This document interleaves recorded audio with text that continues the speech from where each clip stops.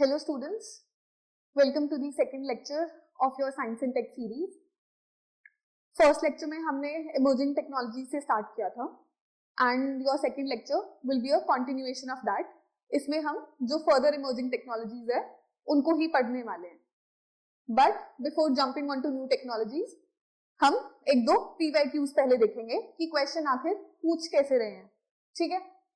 तो अब अगर ये यूपीएससी का PYQ 2025 का देखा जाए तो यहाँ पे हमें कुछ ना कुछ मिल जाएगा जो हमने पढ़ा है.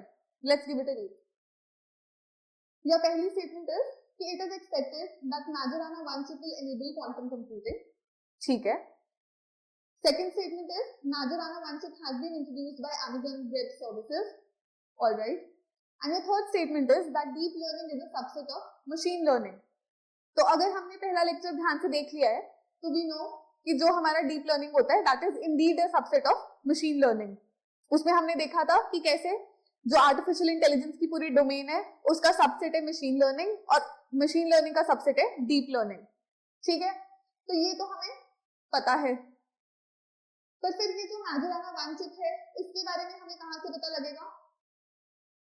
ये हमें पता चलेगा अगर हम डेली करंट अफेयर्स का ट्रैक रखते हैं, अगर हम डेली न्यूज़पेपर्स पढ़ते हैं, because it was all over the news साल के स्टार्टिंग में. ठीक है, तो अभी चलो अगर किसी को नहीं पता है तो yes it will enable quantum computing. Quantum computing भी हम डिटेल में आगे वाले लेक्चर में करने वाले हैं. ठीक है, and as far as your Amazon Web Services are concern तो इन्होंने इसको इंट्रोड्यूस नहीं करा है. It is introduced by Microsoft. All right, so your correct answer becomes 1 and 3 only. I hope it's clear. And हमें यहाँ पे ये देखने के लिए भी मिल रहा है that how the questions that are being asked in UPSC are a blend of your static portion and your current portion. अब हम second question देखते हैं. This question is from 2018. इसको पढ़ो अच्छे से. I'll just shift out of the frame for better reading.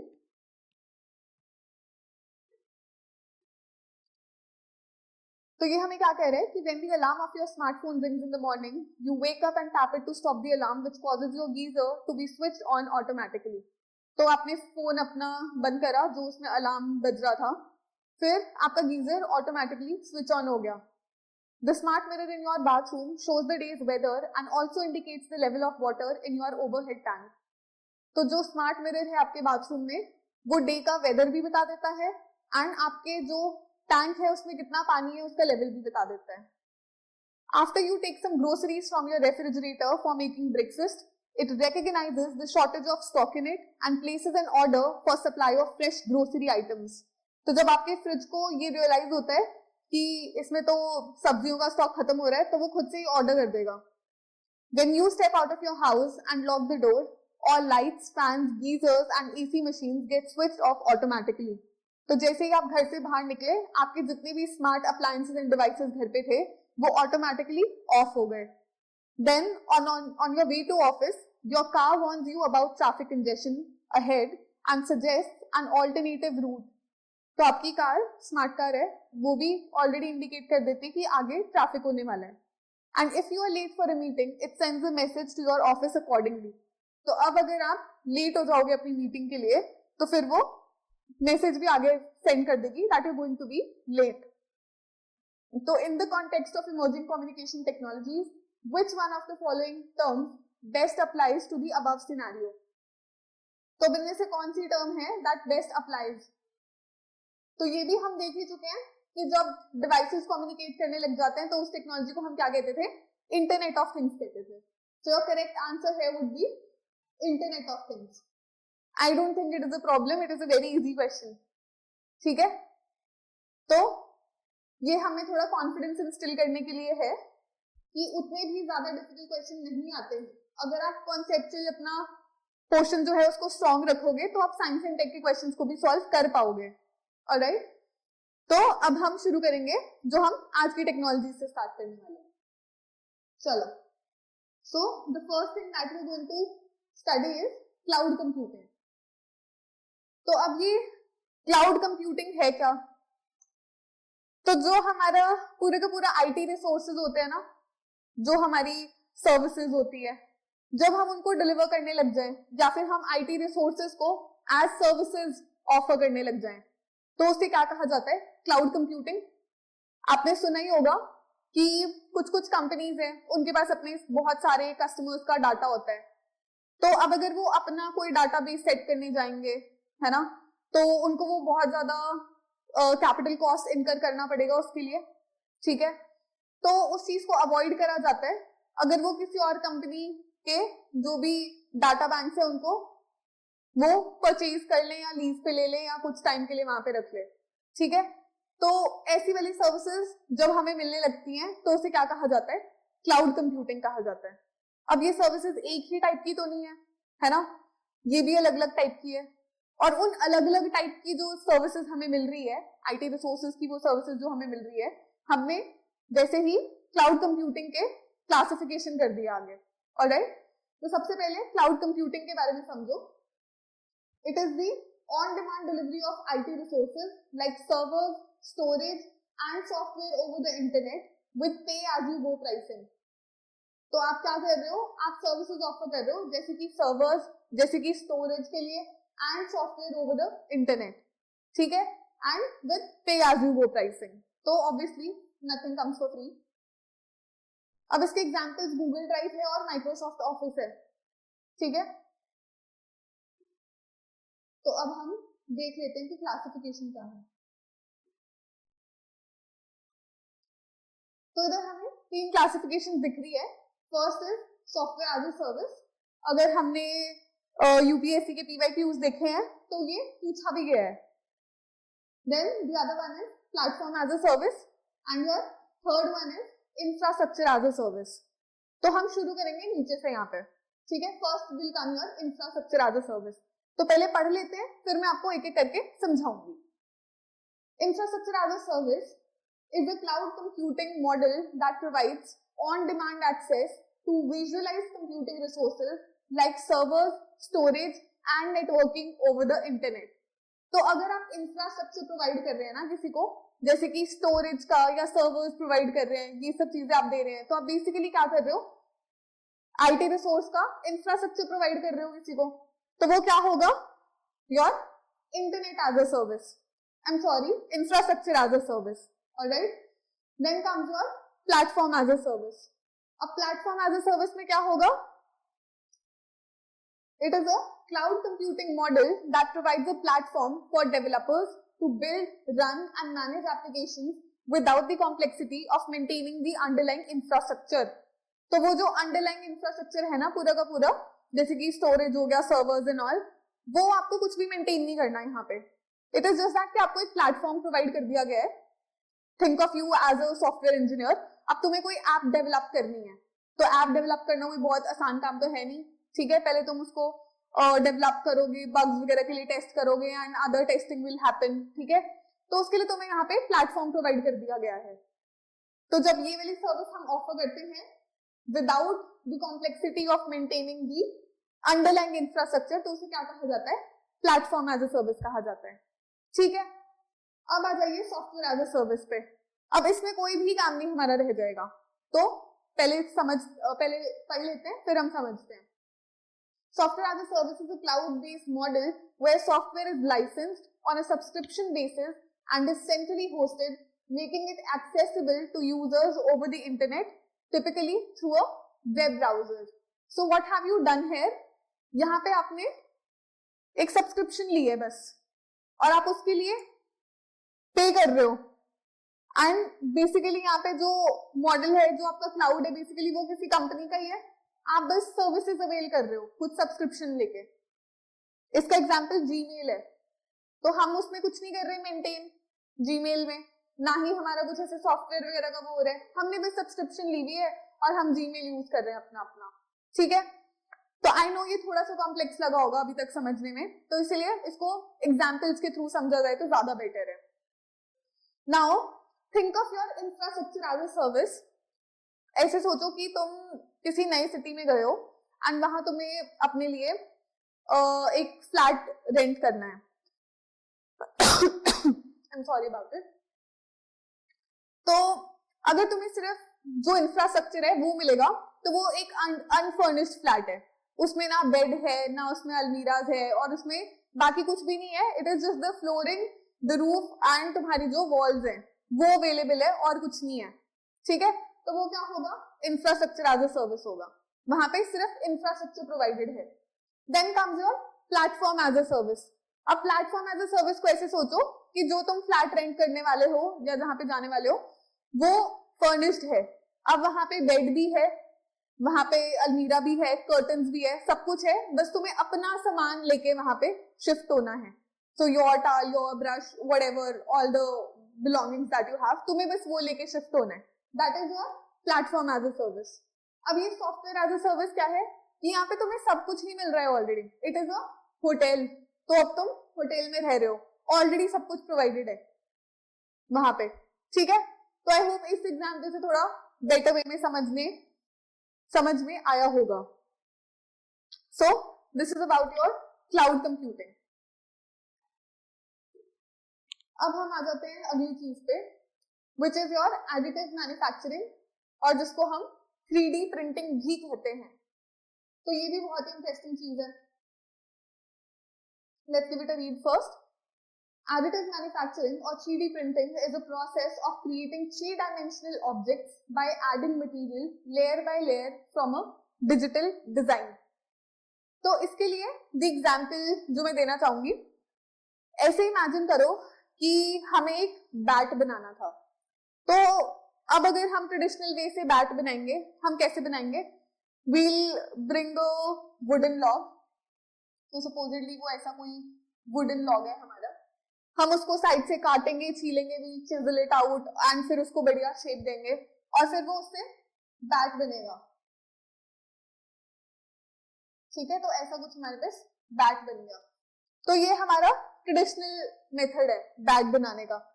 तो इसमें हम जो वुडन लॉग लाए हैं उसमें से हमने उसको चिजल आउट करने में, उसको ढंग से कार्व करने में हमने बहुत सारा वुड दूसरा वेस्ट भी तो करा है ना, वो सब तो सब्सट्रैक्ट हो गया इससे। तो ये वाली मैन्युफैक्चरिंग कौन से टाइप की थी? सब्सट्रैक्टिव, क्योंकि इसमें हम एक चीज लेके आ रहे थे और बाकी सारी चीजों को जो हमें नहीं चाहिए था उसको हम डिस्कार्ड कर रहे थे, it was being subtracted. But अब जो हमारा एडिटिव मैन्युफैक्चरिंग है, जिसको 3D प्रिंटिंग भी कहा जाता है, उसमें हम इस प्रोसेस को फॉलो नहीं कर रहे। तो फिर हम यहाँ पे कर क्या रहे हैं? हम यहाँ पे लेयर बाय लेयर कोई भी चीज बना रहे हैं, ठीक है। तो अब यहाँ पे दोबारा बैट के एग्जाम्पल से इमेजिन करो, हमने सबसे पहले कुछ भी कमांड डाली और सपोजिटली हम ये बैट अब किसी रोबोटिक आर्म के थ्रू बनवा रहे हैं, ठीक है। तो सबसे पहले हमने कमांड डाली सिस्टम में कि आप कोई वुडन लॉग लो जिसका इतना विड्थ, इतना लेंथ और इतना हाइट होना चाहिए। तो उसने वो सबसे पहले एक लेयर उसकी बना दी। तो फिर हमने बोला कि ठीक है, ऐसे से 5 लेयर और इसके ऊपर ऐड कर दो। तो फिर उसने और 5 लेयर ऐड कर दी, तो सपोजिटली ये होगी 5 लेयर हमारी, ठीक है। चलो एक और ऐड कर दो। फिर उसके बाद हमने दोबारा से उसको इंस्ट्रक्शन दी कि अब हमें एक और कुछ ऐसा क्यूबिकल सा इसके ऊपर लेयर डालना है और उसमें भी हम उसकी हाइट और पूरा का पूरा विड्थ और लेंथ सब कुछ ऐड कर देंगे उसमें। तो हमने फिर वो भी ऐड कर दिया और ऐसे करके हमने बैट बना लिया। तो हम बस इंस्ट्रक्शंस देते रहे, प्रोसेस लेयर बाय लेयर होता रहा, ठीक है। ये ऐड होता रहा, एक पे दूसरी चीज ऐड होती रही। तो इसमें सब्सट्रैक्शन तो हमारा नहीं हुआ, वेस्ट भी नहीं हुआ, और ये बिकॉज एक लेयर ऐड करती हुई है, तो that is why it is additive manufacturing. और जो चीज हमने बना दी है वो फॉर रियल एक 3D ऑब्जेक्ट है ना, तो इसलिए 3D प्रिंटिंग भी इसको कहा जाता है। डेफिनेशन हमने पढ़ी ली थी इसकी कि क्या होता है। अब ये वाली पिक्चर यहाँ पे क्यों लगाई गई है? बिकॉज जो इंडिया में पहला पोस्ट ऑफिस जो हमने 3D प्रिंटिंग टेक्निक से बनाया है वो बैंगलोर में है, और ये वाला पोस्ट ऑफिस है। तो ये देखो हमने बना दिया पूरा का पूरा 3D स्ट्रक्चर, और ये क्या है? लेयर बाय लेयर कंक्रीट की हमने एक एक लेयर बाय लेयर करके ये पूरा पूरा स्ट्रक्चर बना दिया। और इस वाले जो ये कंस्ट्रक्शन हुआ है इस पूरे का, इसके लिए भी हमने रोबोटिक आर्म्स ही यूज करे थे। So I hope I've made myself clear कि हमारा additive manufacturing या फिर 3D printing क्या होता है. I would want to repeat कि ये एक प्रोसेस है जहां पे हम 3 डायमेंशनल चीजें बना रहे हैं by adding layers one after the other. इस टेक्निक को क्या कहा जाता है? 3D मैन्युफैक्चरिंग या additive manufacturing and 3D printing.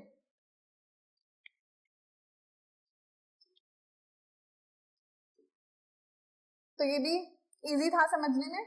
I hope कुछ डिफिकल्ट नहीं लग रहा है.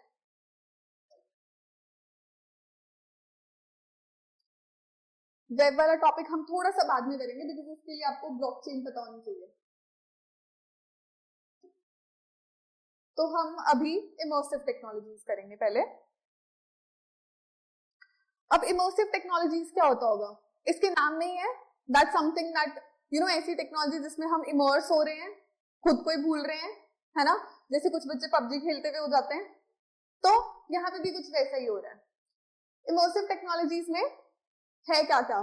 फर्स्ट ऑफ ऑल पहले आपका वर्चुअल रियलिटी है, ऑगमेंटेड रियलिटी है, मिक्स्ड रियलिटी है, एक्सटेंडेड रियलिटी भी बताऊंगी इसके बाद में. तो हमने ये टर्म्स तो सारी की सारी सुनी हुई है, बट हमें क्लियर नहीं होता है कि इनके बीच में जो डिस्टिंक्शन है या डिफरेंस है वो क्या है, या फिर हम इनको इंटरचेंजेबली यूज कर लेते हैं और फिर वो गलत होता है. ठीक है, तो सबसे पहले वर्चुअल रियलिटी देखते हैं क्या है.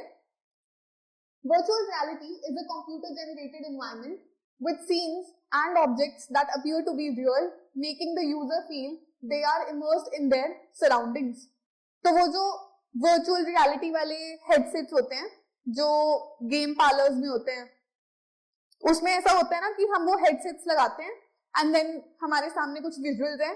सपोजिटली उस पर कोई रोलर कोस्टर राइड का है, तो वो पूरा ऊपर से नीचे से जा रहे हैं, तो वो कई बार हमें चेयर पे भी बिठाया जाता है सो दैट हमारी अदर सेंसेस भी स्टिमुलेट हो. तो हमें क्या लगता है हम एक्चुअली एक रोलर कोस्टर राइड पे हैं. तो अगर वो कंप्लीटली हम उस वाली चीज में इमर्स हो जाएं, उस वर्चुअल वर्ल्ड में अगर हम इमर्स हो जाएं, तो उस चीज को क्या कहा जाता है? Your virtual reality.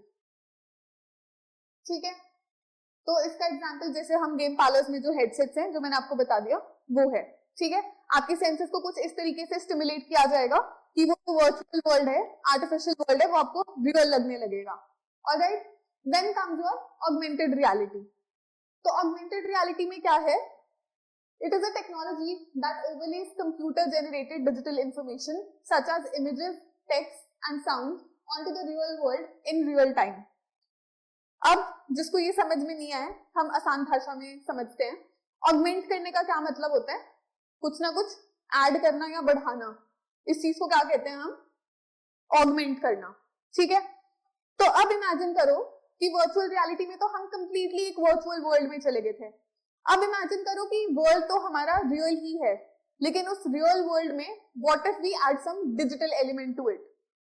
उस चीज को क्या कहा जाएगा? Augmented reality. हमने रियलिटी को ऑगमेंट कर दिया, उसमें हमने कोई और चीज ऐड कर दी. तो वो क्या चीज ऐड करी है? There is some digital element added to it. वो क्या हो सकता है? It can be an image, it can be a text, it can be a sound. ठीक है, तो वो ऐसा कुछ भी हो सकता है. और जिनको अभी भी समझ में नहीं आया है, यू गाइस रिकॉल पोकेमॉन गो. तो ये बहुत सारे बच्चों ने खेली है. इसमें क्या होता था कि supposedly you are walking on a footpath और तुम्हें अब वो बता रहे कि आसपास कहीं पे पिकाचू है and then you have to catch it. उसमें वही कहते थे हम पोकेमॉन्स कैच कर रहे हैं. तो अब वो क्या पिकाचू एक्चुअली फुटपाथ पे बैठा होता था? ऐसा बिल्कुल भी नहीं है. हम बस उसको जब फोन से देखते थे, तो जो हमारा फोन का कैमरा है, जब वो फुटपाथ को ऐसे देख रहा है सामने से, तो वो दिखाता था कि हाँ फुटपाथ पे पिकाचू खड़ा है. वो एक्चुअली में वहां पे एग्जिस्ट नहीं करता, but that footpath is for real. That Pikachu वाला is that extra digital element that has been added. Alright, तो जब वो extra digital element got added to your real world, that is your augmented reality. ठीक है, चलो now we coming on to mixed reality.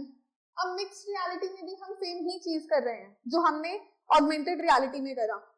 We added a digital element here. हम इसमें भी वही कर रहे हैं, डिजिटल वर्ल्ड का कुछ कुछ एलिमेंट इसमें ऐड कर रहे हैं.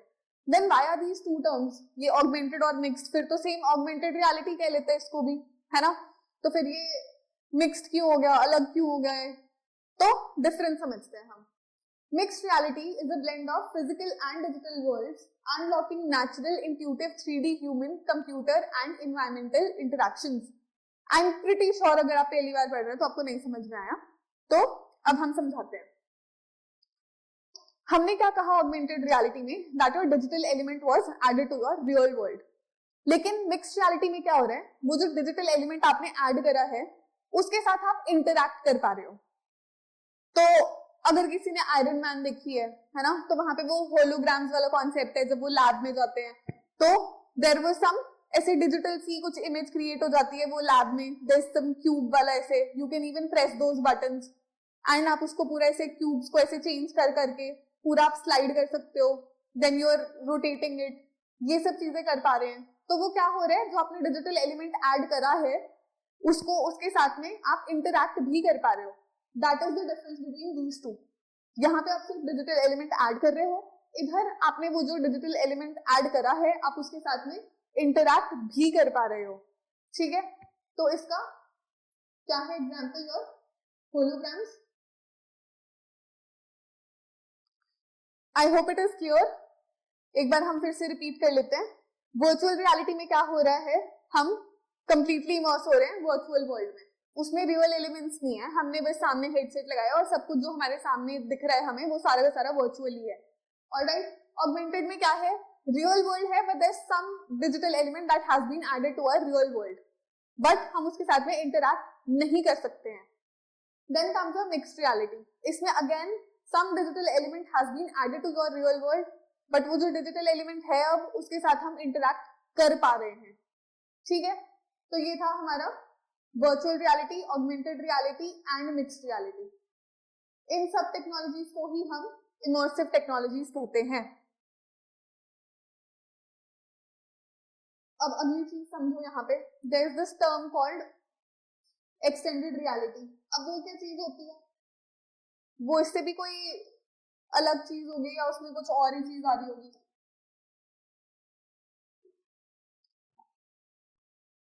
तो एक्सटेंडेड रियलिटी में क्या होता होगा कि हमने रियलिटी को एक्सटेंड कर दिया, रियलिटी में कुछ और चार चांद लगा दिए। आई मीन पढ़ने में तो मे बी ऐसा ही लगता है। तो एक्सटेंडेड रियलिटी कुछ भी नहीं है, इट इज जस्ट दैट ये जो हमने तीन टर्म्स बोली ये सबके सब इनको कलेक्टिवली हम क्या कह देते हैं, एक्सटेंडेड रियलिटी कह देते हैं।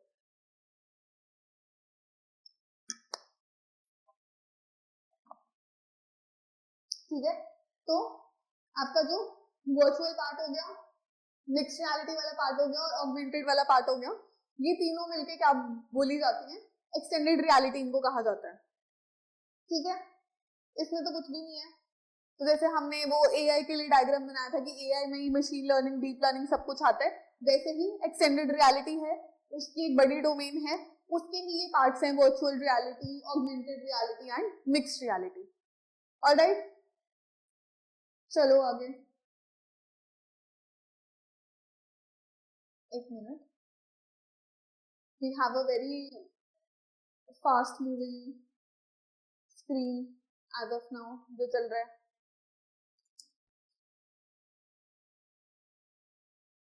हम यहाँ पर थे ना,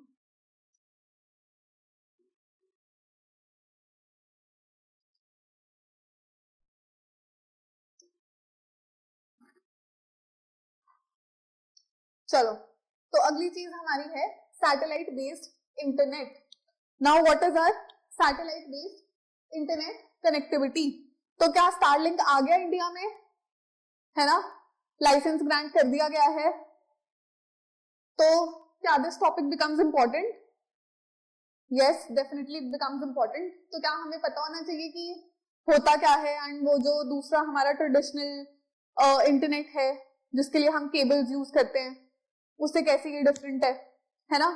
तो आओ इसको समझते हैं पहले। तो सबको पता है कि जो हमारा ट्रेडिशनल इंटरनेट है पूरा का पूरा उसके लिए केबल्स यूज होती है, ऑप्टिकल फाइबर्स एंड ऑल बिछाने पड़ते हैं। अगर किसी को नहीं पता है ऑप्टिकल फाइबर तो हम स्टैटिक वाली क्लास भी होनी है बाद में, उसमें it will be explained very well. ठीक है, अभी के लिए इतना समझ लो कि केबल्स होते हैं और वो बिछाए जाते हैं, तो इंटरनेट कनेक्टिविटी के लिए उन केबल्स को यूज किया जाता है।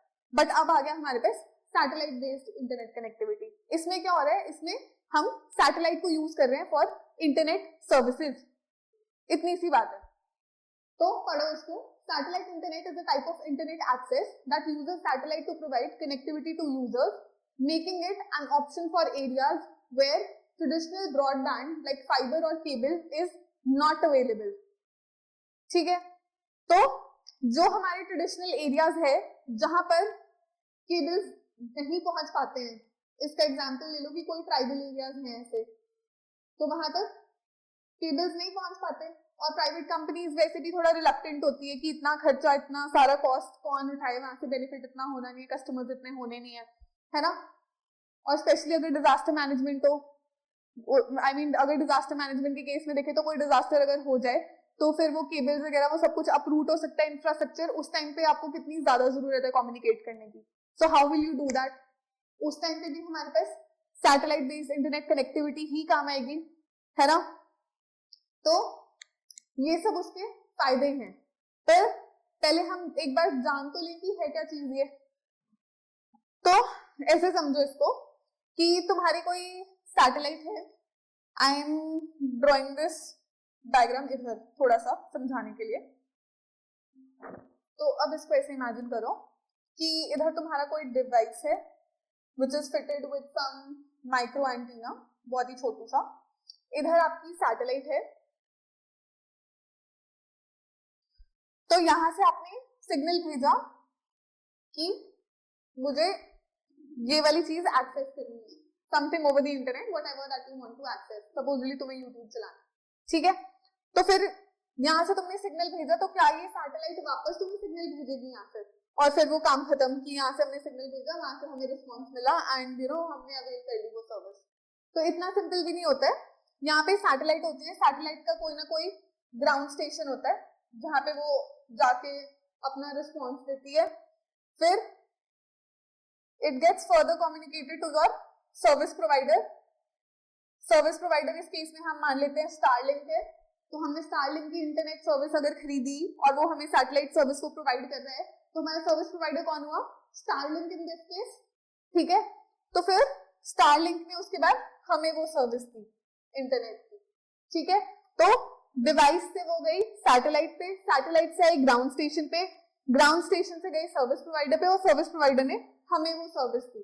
So this is your satellite internet connectivity, और ये पूरा मैकेनिज्म है कि ये कैसे वर्क करता है, ठीक है।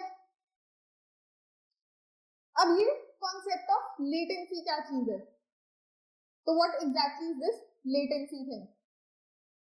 अब समझो हम कह रहे हैं कि हमारी सैटेलाइट है। अब सैटेलाइट्स तो अलग अलग ऑर्बिट्स में होती है ना, तो जैसे हमें पता है कि मून अर्थ की अराउंड अपनी ऑर्बिट में चक्कर लगाता रहता है, तो वैसे सैटेलाइट भी अपनी अपनी ऑर्बिट में घूमती रहती है। तो कोई सैटेलाइट्स होती हैं जो सपोजिटली अगर ये हमारी सैटेलाइट है, तो कोई होती है जो अर्थ के पास है, कोई होती है जो अर्थ से दूर है। तो इसको आप लगा लो कि ये लो अर्थ ऑर्बिट है, ठीक है। इसको आप लगा लो कि ये हाई ऑर्बिट्स में, हायर ऑर्बिट्स में, ठीक है। ये भी अलग अलग टाइप की होती है, इसमें geosynchronous, geostationary and all आता है, बट मैं इतनी हेवी टर्म्स इसलिए यूज नहीं कर रही हूँ बिकॉज यहाँ पे हमने सैटेलाइट बेस्ड कनेक्टिविटी समझाना है। तो ये हमारे लगा लो हायर ऑर्बिट्स है और ये हमारी लो अर्थ ऑर्बिट है, ठीक है। तो अब अगर हम अर्थ से सिग्नल भेजेंगे और उस सिग्नल को वापस आना है और on the basis of that हमें वो रिस्पॉन्स मिलेगा, तो मुझे इसमें गैस करने वाली बात भी नहीं है। जो हमारी सैटेलाइट लो अर्थ में होगी, है ना, वो हमें थोड़ा ज्यादा जल्दी रिस्पॉन्स दे देगी, और जो सैटेलाइट थोड़ा ज्यादा दूर होगी वो हमें और देरी बाद से रिस्पॉन्स देगी। तो वो जो देरी वाला कॉन्सेप्ट है पूरा का पूरा, उसको क्या कहा जाता है? लेटेंसी, कि कितने डिले के बाद में आपको वो रिस्पॉन्स आ रहा है। तो अगर आपकी सैटेलाइट लो अर्थ ऑर्बिट में है तो वो लेटेंसी जो है लो अर्थ ऑर्बिट सैटेलाइट की लो होगी। लो अर्थ ऑर्बिट की, जो लो अर्थ ऑर्बिट में सैटेलाइट है उसकी लेटेंसी कम होगी, मतलब वो स्पीड वाइज ज्यादा होगा इंटरनेट कनेक्शन। और अगर आपकी हायर ऑर्बिट्स में है, हाई अर्थ ऑर्बिट में है सैटेलाइट, तो फिर क्या होगा कि आपकी जो लेटेंसी है वो ज्यादा होगी, मतलब कि आपकी जो स्पीड है वो कम होगी। Alright, I am repeating, low earth orbit में जो सैटेलाइट्स होंगी उनकी स्पीड ज्यादा होगी क्योंकि लेटेंसी कम है, और जो हाई अर्थ ऑर्बिट में होंगी वहां पर स्पीड कम होगी क्योंकि लेटेंसी ज्यादा है। Alright, I hope I made my self clear, I repeated it, तो आई गेस सेकेंड रिपीटेशन के बाद में तो क्लियर हो ही गया होगा कि हाउ इज इट फंक्शनिंग। तो अब हम बात कर रहे हैं यहाँ पे कि जो हमारी हाई अर्थ ऑर्बिट में सैटेलाइट होगी वो तो उसकी तो स्पीड ही कम होगी वैसे वाले इंटरनेट कनेक्शंस की, अगर हम हाई अर्थ ऑर्बिट वाली स्पीड से लेंगे। तो फिर हमने लेना क्यों है, मतलब हाई अर्थ ऑर्बिट में डालेंगे क्यों फिर हम ऐसी सैटेलाइट जो इंटरनेट सर्विसेज दे सकती हैं हमें। उसका रीजन ये है कि जो हमारी हाई अर्थ ऑर्बिट वाली जो सैटेलाइट हैं उनकी जो एरिया कवरेज है, the area coverage that is more, ठीक है। तो it can cater to a very wide range, और जो लो अर्थ ऑर्बिट है वो रेंज वाइज एरिया वाइज कम है, ठीक है। तो ये डिफरेंसेस थे जो हमें समझने थे। तो जो हमारा सैटेलाइट बेस्ड इंटरनेट भी है वो सारी की सारी सैटेलाइट एक ही ऑर्बिट में नहीं होती है, अलग अलग ऑर्बिट्स में होती है। एंड हमें पता होना चाहिए कि कौन सी वाली वाइडर एरिया कवरेज देती है, वो है हाई अर्थ ऑर्बिट की, और कौन सी हमें ज्यादा स्पीड देती है वो है लो अर्थ ऑर्बिट की। सो आई होप इतना हमें समझ में आ गया है सैटेलाइट इंटरनेट का, ठीक है। चलो, सो अभी के लिए we are ending this class here, we won't keep it very long, so we'll keep these sessions very short so that information overload now. So thank you for now and I'll see you in the next class.